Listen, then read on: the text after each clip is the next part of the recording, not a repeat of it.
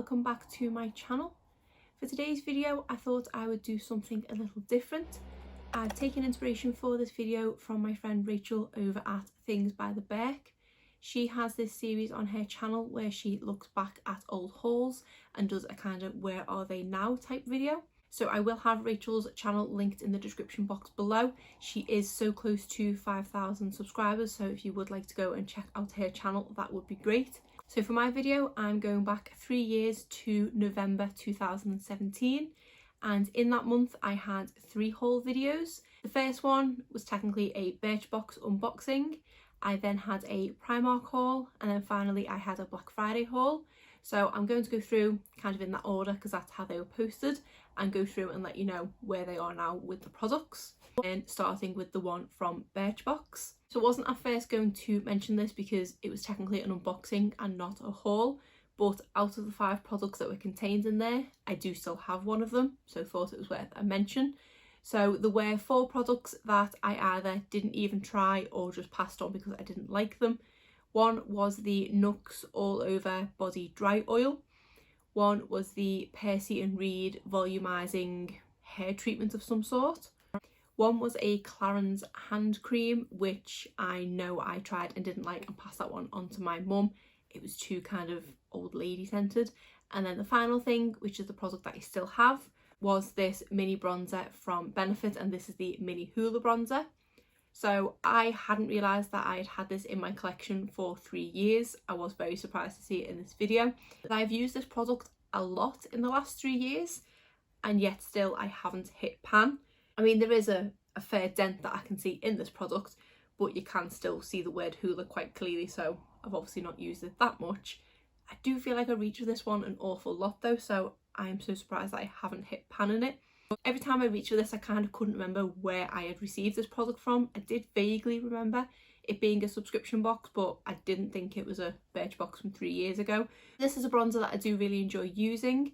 There are other ones that I have tried since that I do prefer to this one, but it is still a really great product, so it has obviously stayed around in my collection for 3 years, and I was going to say at this point I'm going to use it up, but we'll see how much further we get with it. And I realised that I did actually only write down 4 products from that Birchbox, whereas Birchbox usually contains 5 products. So I will have to try and go back while editing and possibly do a voiceover for that 5th product or stick something on the screen.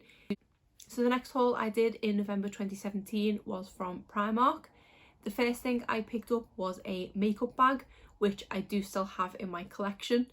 It is currently buried in the bottom of a drawer behind some boxes, so I'm going to remember to dig it out before editing. I'll put a picture up or something, or put the video up itself.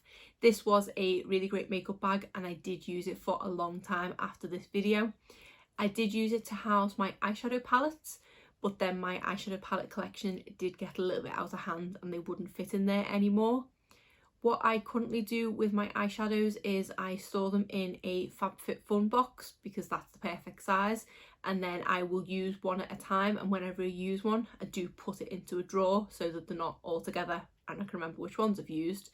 That makeup bag is in that drawer, but at the moment I'm towards the end of a rotation, so there are a lot of eyeshadow palettes on top of the makeup bag. So that's why I didn't dig it out for this video, but I still do technically use it. It's just kind of like a open dumping ground at the moment, but it was a great thing.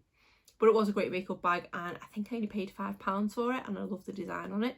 Next thing I picked up was a brow pencil, and I couldn't find this one in my collection, so I do believe I've decluttered this. If I remember rightly, it was just a brow pencil, and I don't think it worked for me at all. I believe it was too dark and it was a bit too kind of stiff to go through the brow, so I didn't like that one. The next item was a kohl eyeliner pencil, which I do still have. So this is one that's just in a cream shade and it was only £1.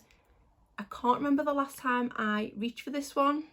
I mean, it's looking a bit dirty, so I obviously have reached for it, but I think I remember it being not overly pigmented. I picked this one because I do occasionally use white eyeliner in my waterline, but it can sometimes be a bit stark. So I thought going for a cream one might be a bit less harsh, but it's not the best. I think the reason why I've not got rid of it is because I don't have another cream one to kind of replace it with, and it was only £1. So not a product I reach for at all, but one I will probably still keep. Then I had a couple of nail varnishes. The first one was one from just their normal Primark nail line, and this was a grey nail polish. I did feel like I still had that one in my collection, but I can't find it anywhere. I do have a lot of grey nail varnishes, so I've probably just overlooked it because there's that many there. So I obviously haven't reached for it in a while, but I do remember it being a nice product. The other nail varnish that I got was this kind of holographic one.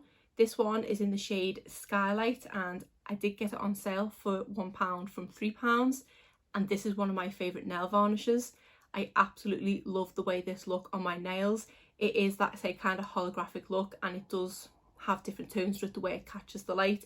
It does have the kind of blue underneath, but then it does catch the light in gold and green tones. So I absolutely love this nail varnish, and this is one I still reach for on a regular basis, and it hasn't gone gloopy or anything yet, which is great.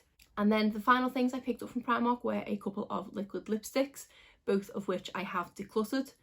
I do remember one being, I think it was from the Halloween range, because I think it was called like Saints and Sinners or something, and it was a really dark chocolate brown.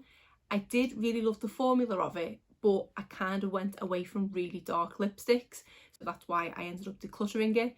The other one I had was more of a kind of deep purpley toned one. Again, I don't ever reach for kind of purple toned lipsticks, so I decluttered that one as well. But I remember the formula on the purple one just being okay, but I did really like the kind of special edition Halloween lipstick. I just wasn't a fan of the shade. And then the final haul I did in November 2017 was a Black Friday haul. Based on the brands and things I have here, I think I made a couple of purchases on Beauty Bay, possibly Feel Unique, and also Tarte. I do tend to make a purchase from Tarte most Black Fridays, to be honest, so seeing Tarte products on this list didn't surprise me. So I picked up a couple of Milani products. If I remember rightly, I think they were on a 3 for 2, because one of the products I picked up I think was just a throw-in because it was free, and that was a lipstick remover. I couldn't find that in my drawer anymore, so I do think I have decluttered that one. It wasn't the best at removing lipstick, to be honest. I think I got that around the same time that I tried the e.l.f. Mouth Off lipstick removing pads, and they are a million times better. So I do believe that's why I ended up getting rid of the one from Milani, because it wasn't very good. I also picked up the Milani eye primer, which 3 years later is still going strong. I will admit I haven't been the best at applying eyeshadow primer for maybe the last year at this point, but if I'm going to reach for one, it is the Milani one that I reach for. It is a great eye primer, and should I ever go through this tube, which I don't think is going to be anytime soon, I will definitely repurchase this one. And then the final Milani product was one of their eyeliners. This is the Stay Put eyeliner, and this is in the shade Linked on Black. I do really like these eyeliners. Again, another product that I don't overly reach for as of late. That and liquid liner. I just feel like I've kind of got lazy with my makeup application, and I just don't seem to apply eyeliner anymore. But this is a great affordable option. I believe this is a kind of dupe for the Urban Decay 24/7 Glide On pencils, and having recently tried that one, I think I do prefer the formula of the Urban Decay one ever so slightly, but this Milani one is obviously a lot cheaper, and for the price it is a great eyeliner, and I do actually have this in 2 shades. So this one is kind of going strong still in my collection. I just don't reach for it an awful lot. Then I had a couple of products from Essence. At the time I purchased these, Essence wasn't available in Feel Unique, so I'm not too sure where I would have got these from, but I've obviously included them in my haul. The first one was the Essence Lash Princess. Obviously this isn't the exact tube from November 2017. I think I've probably gone on to repurchase that mascara a good 4 or 5 times since, and I think that may have actually been my first time trying it. This is a great mascara and definitely one of my favourite affordable mascaras. It does give you great length and also a bit of volume and holds a curl, and is under £5, so I would highly recommend this one, and I can just see myself continuing to repurchase. The other Essence product was a brow pomade pen, and I couldn't find that one in my collection, but I do feel like it wasn't that long ago that I decluttered that one. If I remember rightly, it had a really strange spoolie on the other end of it. It wasn't a brush, it was kind of, the best way to describe it, it was a bit like a brush like that, so you'd kind of brush at the end rather than it being a normal spoolie, or even the new kind of flat top brushes that they've been putting on things. It was just a really weird brush, and I remember the product itself just not gliding onto the eyebrows at all, so I do believe I did declutter that one a while ago. Then I picked up a Clinique Lash Power mascara. This did used to be my holy grail high-end mascara. It was a great everyday mascara. It's one that does not budge from your lashes. But for me, I do like a bit more of a dramatic mascara now, so I haven't repurchased that one for a while, and I think I did finish the last one up in my backups that I had a couple of months ago.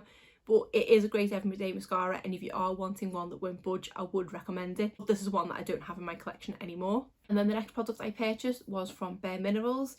This is the Bare Minerals Original Powder Foundation. I have this in the shade Fairly Light, and this used to be my holy grail foundation that I would always use. I believe this to be the exact one from November 2017 that I'm talking about, and I've never even opened it. It was around this time that I must have started kind of dabbling into liquid foundation. I didn't feel like it was 3 years ago that I did that. I felt like it's only been in the past sort of 18 months to 2 years maximum, but for the fact that I've not even opened this, it must have been earlier than that. I think at the point I purchased this, it was as a backup because it must have been heavily discounted for Black Friday, and the one that I was using at the time I've since either decluttered or finished up because I knew I had this one. I think I did remember about this product not that long ago, and I did say I was going to use it as a kind of setting powder because I don't think I'd like it as a foundation anymore because I love liquid foundation so much. I did find this in my kind of backup bag of makeup, which is a bit of a kind of makeup graveyard. Things go in there and they get forgotten about and they never get pulled out, so I do need to have a good sort out of that bag. And I think, to be honest, if I've got room, I'm going to keep this with my powders so that I will hopefully then remember to use it as a powder. It is a great foundation if you are into powder foundations. It is probably the best out there that I ever tried, but like I say, now I'm more into liquid foundations. I just can't see myself reaching for it, but it is a great product. And then the last few products are from Tarte. I did pick up a couple of holiday sets at that time, as well as an eyeshadow palette. The eyeshadow palette is the Tartelette Tease palette, which is one of their mini travel palettes, and this is one of my favourite palettes from Tarte that I own. I don't know how well you'll be able to see, but it has definitely been well used. This is a palette that always gets thrown in my handbag if I'm going on a night out after work, which, when was the last time that happened? But that's what I use this palette for. It does have a nice mix of neutral and kind of deep plummy tones in it, and is a great palette. I think this is the first eyeshadow palette that I tried from Tarte, and I did really enjoy the formula of it, and I've since gone on to purchase a few more kind of mini palettes from them. I do really enjoy this still.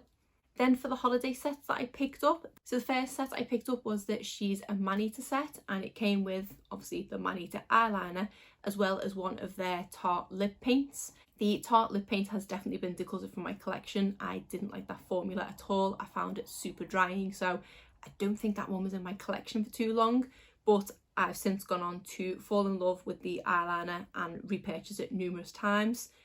I can't remember if the one in that set was a mini or it was a full size. I tend to pick these up now as either a point perk or the kind of items with purchase that you get. This is the one that is currently open in my collection, and I think I've got 2 minis in backup.